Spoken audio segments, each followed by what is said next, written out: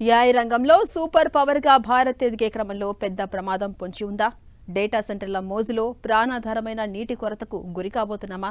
అవుననే చెప్పాలి. సరైన టెక్నాలజీని కనుక వాడకపోతే డేటా సెంటర్లే డేంజరస్ జోన్లుగా మారతాయంటున్నారు. ఎందుకంటే ఆర్టిఫిషియల్ ఇంటెలిజెన్స్ రంగంలో కీలకమైన పార్ట్ డేటా సెంటర్లు కాగా ఆ డేటా సెంటర్లకు కూలింగ్ టెక్నాలజీనే కీలకం.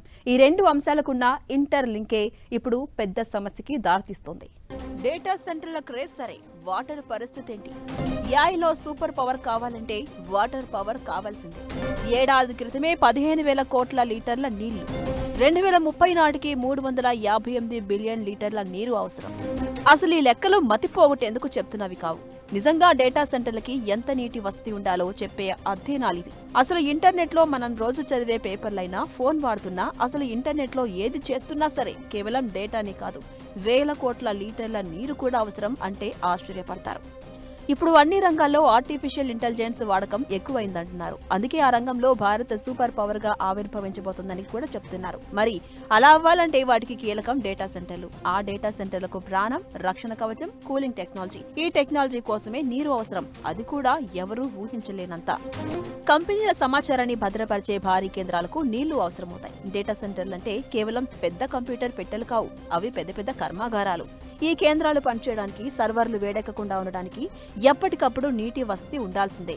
ఆ నీటిని ఎవాపరేటివ్ కూలింగ్ అనే పద్ధతిలో ఆవిరి చేస్తారు. అలా ఒక 100 MW డేటా సెంటర్ కు రోజుకి ఏకంగా 20 లక్షల లీటర్ల నీరు అవసరం. ఇది మన ఇంట్లో ట్యాప్ ఆన్ చేస్తే వచ్చే నీటితో పోల్చదగిన చిన్న లెక్క కాదు. ఒక 15 MW మధ్యస్థ డేటా సెంటర్ వినియోగించే నీరు ఒక ప్రాంతంలోని 3 పెద్ద ఆసుపత్రులు వాడుకునే నీటితో సమానం. గూగుల్ కంపెనీ ఇప్పటిదాకా 6.4 బిలియన్ల గ్యాలన్ల వాటర్ పడింది. ఇందులో 95% డేటా సెంటర్ల కూలింగ్కే సరిపోయింది.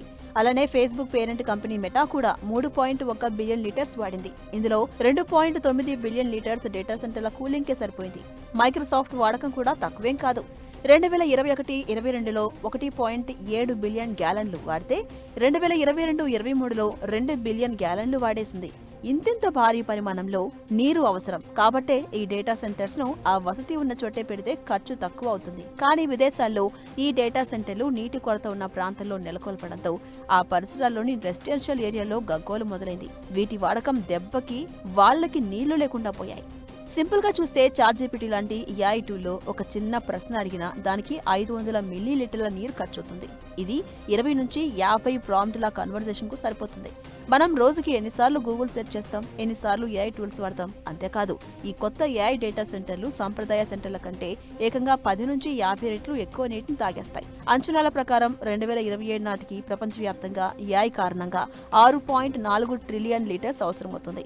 ఈ కోణంలోనే మన దేశంలో డేటా సెంటర్ల నిర్మాణం జోరందుకున్నా అవి సముద్రం ముట్టున ప్రతిపాదించడం జరుగుతుంది. అంతేకాదు, నీటిని తక్కువగా ఉపయోగించే లిక్విడ్ కూలింగ్ టెక్నాలజీ వాడాలంటున్నారు. అలాగైతేనే 50 నుంచి 70% వరకు నీటిని ఆదా చేయవచ్చని UNUINWEH సంస్థ అధ్యయనాలు చెప్తున్నాయి. అందుకే డేటా సెంటర్ల నిర్మాణం అనేది సరైన భౌగోళిక ప్రదేశంలో జరిగితేనే సత్ఫలితాలు వస్తాయంటున్నారు.